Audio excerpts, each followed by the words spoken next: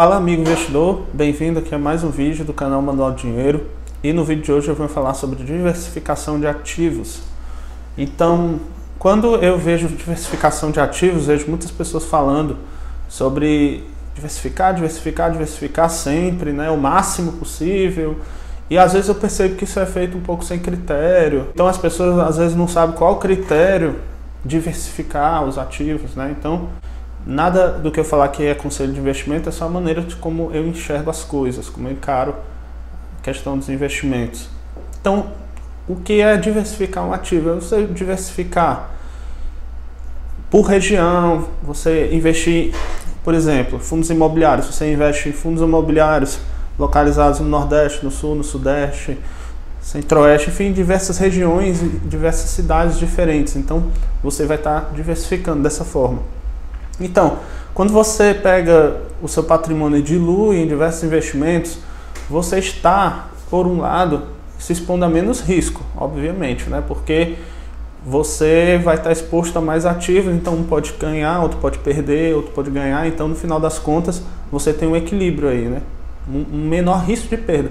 Mas você tem também uma menor capacidade de ganho, porque é aquela coisa, né? Se você está exposto em um único ativo e aquele ativo explode de valor, você tem uma explosão no seu patrimônio de valor, mas também você tem uma queda brusca, você também tem uma queda brusca no seu patrimônio. Então, o verdadeiro e real objetivo da diversificação é você eliminar volatilidade, ou seja, altos e baixos na sua carteira de investimentos. Você tem uma tendência maior de crescimento mais estável, né? Você nem ganha tanto, nem você ganha menos, né? Então você tem um crescimento mais linear, né? Com menos volatilidade. Então, falado isso sobre o objetivo da diversificação, que é importante deixar bem claro, né? Que eu vejo muitos vídeos aí, pessoas falando diversificar, mas não explicam muito bem qual o objetivo e como fazer, né?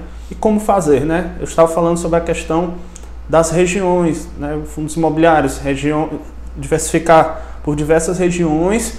Também você tem que ter em mente, ponderar a questão da inflação, né? Você ter ativos que se beneficiam com a alta inflação e ter outros ativos que, por outro lado, se beneficiam com uma baixa inflação. Quando você tem uma inflação alta, então o que você tem aí, né? Você tem uma tendência da taxa de juros também subir, certo? Então, para tentar conter a inflação, né, o Banco Central ele aumenta a taxa de juros. Então, você vai ter que ter ativos diversificados por regiões, mas que eles ganhem alguns, que uma parte, de preferência, a metade, ganhe com a alta da Selic e a outra metade ela perca com a alta da Selic, né, para você estar balanceando isso daí, em termos de inflação.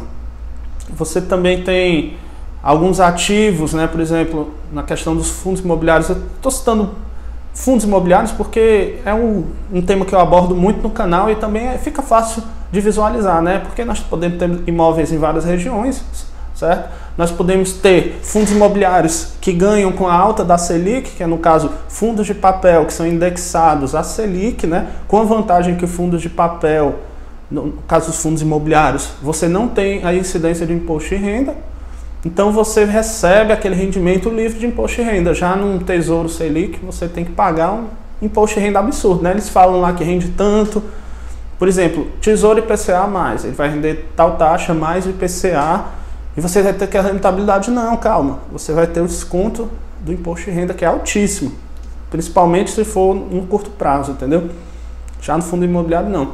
Então você pode pegar fundos de papel que são indexados a Selic, entendeu? E outros fundos que, por outro lado, eles se beneficiem com a baixa da Selic. E o que é que eu falo baixa da Selic? Quando você tem uma baixa da Selic, então você tem mais investimentos na economia, né? Teoricamente, tudo isso, ó, eu estou falando tudo isso por via de regra, né? Não quer dizer que isso vai 100% de certeza se aplicar na prática, mas são as maiores possibilidades, né? Então, um cenário que se beneficia com a baixa da Selic, vamos aqui imaginar, é um cenário de empresas, né? Então vão ser fundos, vão ser empresas, né? Ações da bolsa, vão ser fundos imobiliários relacionados a comércio, relacionados à indústria, à logística. Então todos esses todos esses fundos imobiliários, todos esses ativos que estão relacionados a comércio, a investimentos, indústria, né, vendas, varejo ali, podemos citar aí até fundos de shopping, né? Então, indiretamente, né, esses fundos de shopping que mexem com vendas ali, com dinheiro circulando, com investimento, com emprego, né? Quando você tem um aumento do emprego no país, então você tem aí mais, a pessoa com poder aquisitivo maior para estar consumindo. Então, coisas assim para você se ligar na hora de você investir. Estou investindo aqui no fundo de shopping. Então, o fundo de shopping ele tem ali uma tendência de melhorar com o varejo, com as vendas, né? Quando as pessoas estão podendo consumir mais, então é um fundo que ele vai se beneficiar com isso. As lojas vão ter melhores resultados, o fundo ele vai se valorizar e assim consecutivamente. Porém, se a economia entrar numa crise, se eu tiver a economia uma alta da inflação, então o que é que eu vou ter? Um cenário de alta da Selic. Então já tenho que ter aqui um fundo para me proteger da alta da Selic, para eu ganhar com a alta da Selic, entendeu? Então você está protegido de um lado e está protegido do outro. E aí o seu patrimônio ele vai se manter com a volatilidade baixa, né? Você vai estar perdendo de um lado, mas você está ganhando do outro.